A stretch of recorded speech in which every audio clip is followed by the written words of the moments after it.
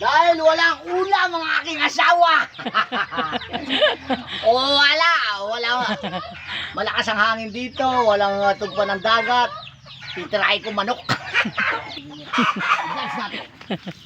Paano rin ito eh? O saan? O larga. Lagyan mo na. Ha? Nasarado mo yan? Dapat. Halik din kay sungit.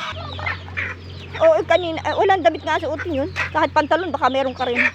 O yan. Uliha. Yan. Ang galing. O, may pang-ulam na. Huli ka. Huli ka. Pati ikaw ay huli. Ito mo na. Sa puta sa akin. Dapat mo. Ha?